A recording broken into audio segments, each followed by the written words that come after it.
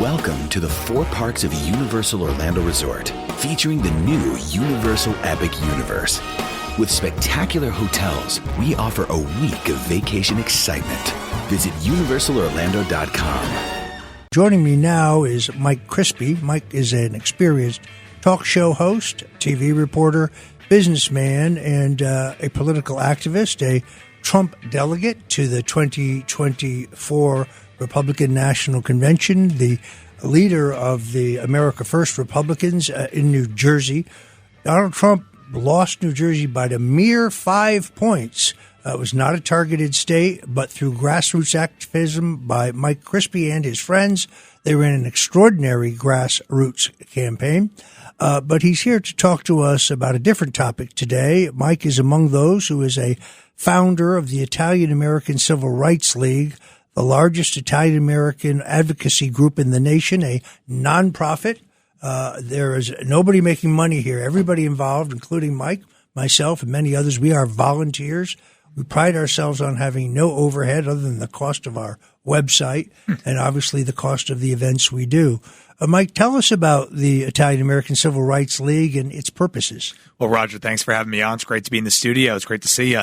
I'll say this, you guys know that Italian-American culture has made such a great impact, not just on the city of New York, not just on the country, but the world. I mean, Italian-Americans have gone on to do great things since coming to this country. And it's unbelievable how, despite the contributions of what we've built and what we've done and, what we've, harbored in this country, our culture and our heritage is under attack. I think nobody would dispute that. Obviously, people see all over the place, whether it be in New York or whether it be in New Jersey or anywhere, they're taking down statues of our leaders like Christopher Columbus.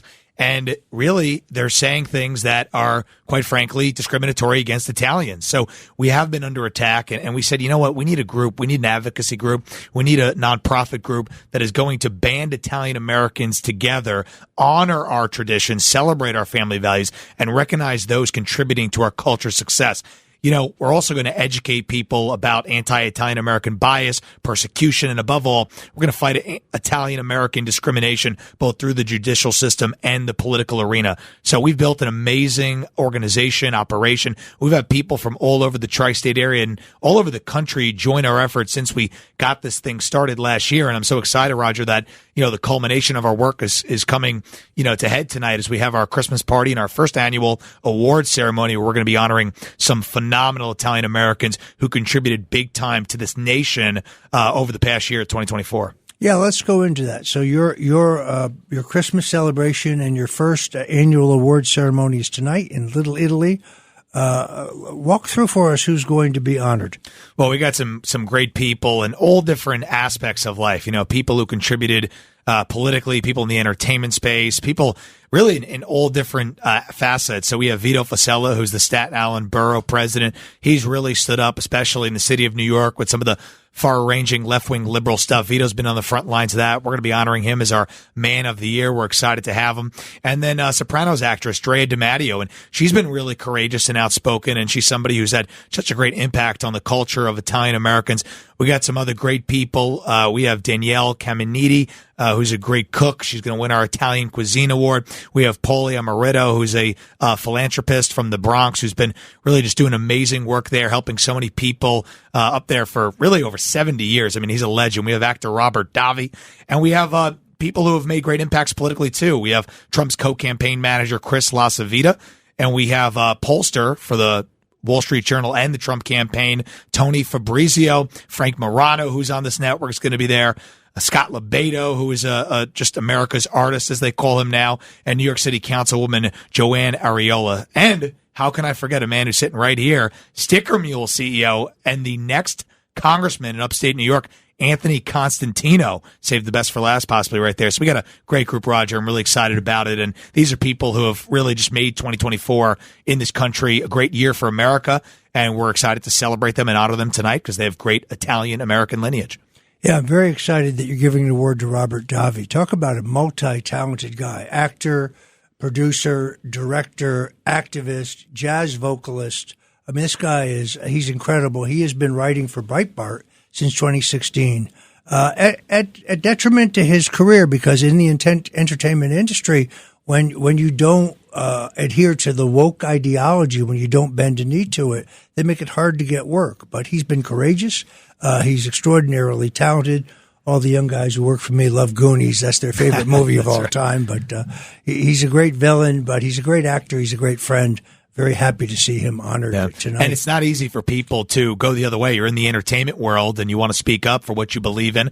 And there's so many obvious things, but they don't speak up about it. So, Robert Davi being on the forefront of that, makes him a hero. It's very courageous. Millions of Italian Americans agree with him. And that's why, we're honoring him tonight. Andrea DiMatteo has done the same thing. And obviously Italian Americans have a great say in our country. Politically and culturally going forward in business and politics and entertainment. And we're going to celebrate, honor that, and build upon that tonight. It is. I've always thought it was outrageous that they have removed the statue of Mayor Frank Rizzo that used to be in front of the City Hall in Philadelphia. It's in storage someplace. Many cities, for example, Minneapolis, where they removed the statue of Christopher Columbus, where the governor, Tim Walz, refused to defend the statue. So radicals announced that they were going to destroy the statue, and he stood aside and did nothing. He had the state police stand aside and do nothing. The statue was destroyed, and then there was no effort whatsoever to replace it. I saw you speaking about that in public at the time.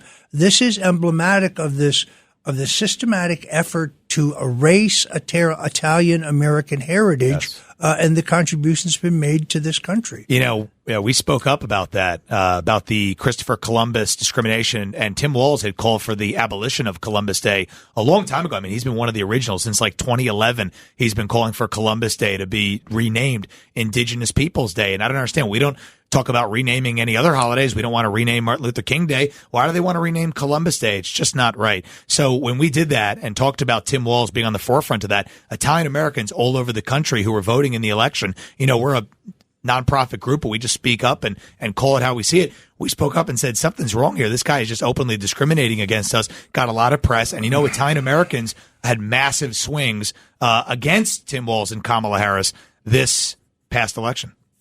That Christmas party, Christmas celebration and award ceremony is tonight in Little Italy. You can go to iacrl.org. That's iacrl.org.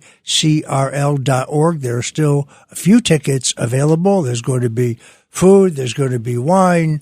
There's going to be more wine. There's going to be a little more wine. We're going to give out those awards. It's going to be a great, great celebration for folks. It's not too late. There are a few tickets available. Again, you can get those at iacrl.org. This is a nonprofit, folks. We have no overhead. We are doing this all as volunteers. We think it is vitally important that folks stand up for their culture, no matter who they are, no matter where they come from. America's a great melting pot, but they should not denigrate the contributions that Italian Americans have made. People say, by the way, Stone, that doesn't sound very Italian. Stone is a name picked out of thin air by a clerk at Ellis Island, and my family name is Corbo, and we are from Sicily, which means some of my Italian friends say, you're not even Italian, you're Sicilian. Well, I don't that explains a lot. In any way, it's going to be a great party tonight. And again, folks, tickets are still available by going to iacrl.org, and you can get the location when you purchase your ticket. Mike, we are going to get into the New Jersey political situation because I must admit, New Jersey was not a targeted state. Based on history and polling and the demographic trend. New Jersey, that was once a swing state. Richard Nixon carried it in 1968 over Hubert Humphrey. Gerald Ford carried it over Jimmy Carter. Ronald Reagan carried it in 1980 and in 1984. I think George Bush is the first candidate who loses it, and then the state begins to trend against us. We have not had a Republican governor since Chris Christie. Some argue, maybe he wasn't that much of a Republican, but that's a different question.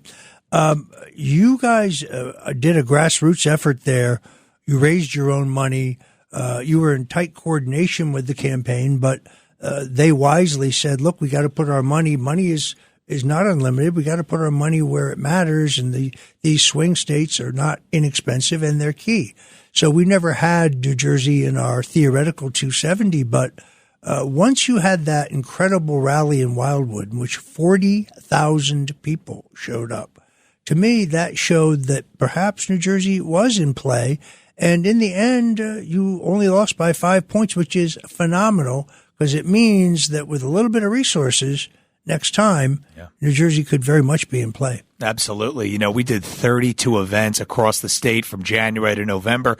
We did it all on a shoestrings budget. We had one donor who gave us $5,000, Dr. Steve Soloway, and we went all around the state. We engaged over 1.5 million voters through door knocking, digital, text, and our events combined. Over 2,000 volunteers committed to getting 14 low propensity voters to turn out. So people were very surprised on election night when it was close. But I said, I'm not surprised at all. And I was at that crowd in Wildwood, Roger, that day. I spoke to that crowd, and it was, as far as the eye could see, nobody had ever seen a political event in the state of New Jersey like that. And then on the other side, Kamala Harris is having a rally with Queen Latifah in Newark or whatever they were doing, and not even 100 people showed up. So I knew it was coming, and I think New Jersey is going to be a state in play for years to come. President Trump set the tone. He changed the demographic and the makeup of the state and of the state's voter base, and they're now Republicans, and that is why President Trump is going to, carry New Jersey into the future. His agenda will carry it into the future. The America First message. We have a great gubernatorial election coming up, and then there's going to be midterms, and I expect more Republicans to get elected at all levels of the state, Roger.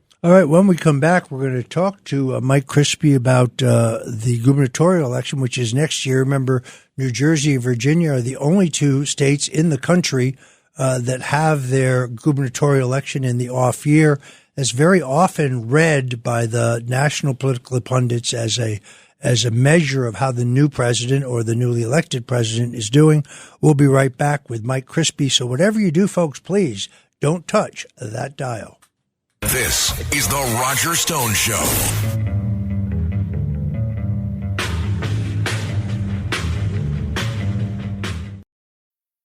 Fellas, you know Degree Cool Rush deodorant, right? Well, last year they changed the formula, and guys were mad about it. One dude even started a petition. So guess what? Degree heard us, admitted they messed up, and brought the original Cool Rush scent back exactly how it was. And it's in Walmart, Target, and other stores now for under $4. So grab some and remember why its cool, crisp, and fresh scent made it the #1 men's antiperspirant for the last decade. Degree Cool Rush is back, and it smells like victory for all of us. This episode is brought to you by LinkedIn. Healthcare professionals can lead their careers with LinkedIn. Discover jobs by specialty, preferred shifts, and even desired salary. From mental health therapists to radiology technicians, it's now faster and easier for healthcare professionals to find the right fit. Learn more at linkedin.com/healthcare. Side effects may include faster job placement, improved work-life balance, and increased career satisfaction.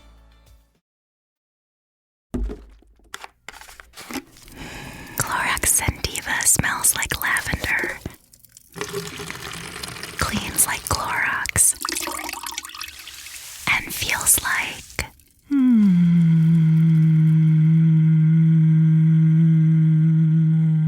All right, that could go on for a while. Experience the long-lasting freshness of Clorox Sentiva. Available in Clorox Sentiva Lavender Scented Bleach.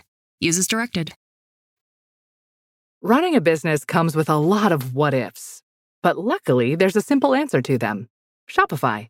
It's the commerce platform behind millions of businesses, including Thrive Cosmetics and Momofuku. And it'll help you with everything you need. From website design and marketing to boosting sales and expanding operations, Shopify can get the job done and make your dream a reality. Turn those what-ifs into... Sign up for your $1 per month trial at shopify.com/special offer.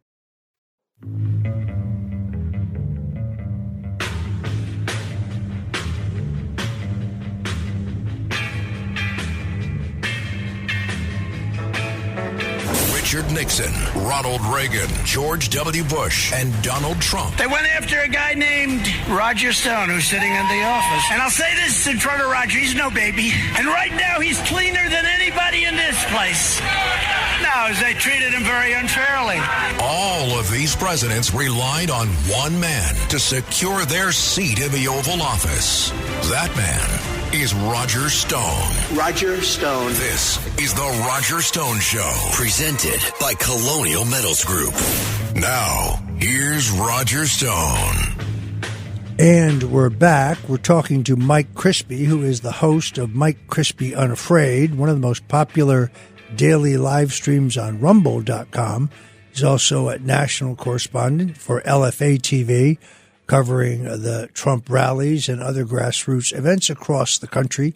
And, of course, he's talking to us today in his capacity as one of the founders of the Italian-American Civil Rights League, the largest Italian-American nonprofit advocacy group in the country, standing up for Italian-American history and heritage. Mike, great to have you on the show. A lot of speculation about your own political future. You ran for Congress 2 years ago in the 4th District, an uphill race, which you acknowledged from the moment you got in, because challenging an incumbent, even a Rhino incumbent, is never easy. They have huge access to special interest campaign funds. You were starting from scratch, but in a very, very pro-Trump district due to redistricting. I know many people are urging you to run again. On the other hand, I saw the other day online that you're thinking about running for governor. Again, that race is next year in 2026, so probably 2025. So, Mike, what's your current thinking? Well, Roger, as you mentioned, and we talked about in the last segment, New Jersey is poised for a MAGA Republican to come in and take command of this party and take command of the state. President Trump proved that you can have unabashed MAGA values in a state like New Jersey and win. A lot of these Republicans in the state are squishy. They try to shy away from President Trump's agenda, and they say that we need to be more, moderate with the Democrats in order to be successful. President Trump totally upended that. We've been saying that for a while. And when it comes to me running for governor, there's been a lot of people urging me to do it. I've gotten many phone calls, and people in grassroots groups all across the state have said, Mike, you should explore this. And I have been exploring it because there are several key issues that matter to the grassroots that are not being addressed right now by any of the candidates. First thing first is that none of the candidates have a clean record on President Trump. None of them were standing with him every single step of the way. Some of them even urged him not to run in 2024. Candidates that are calling themselves MAGA candidates. But there are two other things that are very important that I think we won't be able to get anything done unless we fix these two things. The first one is something in New Jersey called the line. It essentially is ballot rigging. It allows the party bosses in each county to manipulate the structure and the visual display of the primary ballot, which a federal judge has ruled gives an incumbent or the person who buys the line from the county chairman a 15-point built-in cushion. Who do you think this benefits? Obviously, the establishment, entrenched political power brokers, and people who are obviously not loyal to the grassroots and President Trump. No candidate has stood up against that. Until you stand up against that, you're not going to elect people in the state legislature, state Senate Assembly, who are going to help pass a unabashed MAGA agenda. So people at the top of the ticket for governor are saying, I'm going to do this, and I'm going to do that, and I'm going to help President Trump. But if you don't stand against that ballot line getting abolished and the rigging to stop, you're not going to save New Jersey. People need to stand up against that. It's been a hot button issue lately since the Democrats abolished the system. It's actually Andy Kim who got it abolished on the Democrat side. Republican rhinos, anti-Trump rhinos, have been fighting to keep it. It's literally on its last breath. A good candidate can get it out and get rid of it. The second thing is the Republican National Committee. And obviously we have a man named Bill Palatucci, who is our standard bearer for the RNC representing New Jersey. That's Chris Christie's bag man, Roger. That's the guy who has carried water for Christie. He ran Chris Christie's Tell It Like It Is PAC. And he was, I believe at some time, head of No Labels, a political party that was in formation at a time to just upend President Trump. That's our national representation to the RNC. So we need a house cleaning on several of these things. And until candidates talk about that, I got to explore it. We'll see what happens. If I run to win. We're talking to people, and Roger, we're going to decide soon. Well, the rules of the Republican National Committee very clearly state to be a member of the committee, you have to support the party's candidate for president and vice president. Mr. Palatucci has not done so. So I would argue that he's in violation of the rules and he should be removed for that purpose. The next time the National Committee meets, a motion in open committee by any member of the committee would bring that question to the fore. I don't think it's inappropriate. I do know several of the others who are talking about running. None of them are bad people. I like Bill Spadia, but I remember when he was saying that that Ron DeSantis would be a superior candidate, or Kristi Noem. Now he's reinvented himself as a from the beginning Trump supporter, which he was not. Again, a good guy, but I want somebody who I know has been with us in this battle from the very beginning. Now, look, we don't endorse candidates here, and we give other candidates a chance to speak, and we got an open microphone here. So if others want to come forward and submit to questioning and get interviewed, I welcome that opportunity. But I do think you're right. New Jersey is ripe. This last election proved it. Think what you did without resources, and I criticize no one, because in a presidential campaign, there's a limited number of dollars and a limited number of days, and you have to put your money into the swing states, the crucial swing states. New Jersey was never, based on history, in our calculation for 270, but you began to see with the Madison Square Garden rally, and before that with the Wildwood rally, and all that media coverage spilling all over into northern New Jersey, as well as into eastern Pennsylvania, a crucial swing state. New Jersey is ripe for reform. And now we have drones. The drones seem to have first been seen in New Jersey, but nobody can tell us where the drones are from or what the story is. The governor doesn't seem to know. And when the governor asks the president, he gets no answers. Deeply, deeply disturbing. We're going to be taking your questions later in the show. And I'd like to hear from people who've seen these drones. We're going to do that starting at 5:30. So please, folks, if you've had an experience with the drones, I'd be very interested to hear what you have to say about them, because I'm scratching my head. All right, Mike Crispi, I want to thank you for joining us here on the Roger Stone Show. Again, great party tonight. The Italian American Civil Rights League. Tickets available at the IACRL.org. A few tickets left. Maybe we'll see you later. Many thanks. Thank you, Roger. Crazy about a shark, yes, man.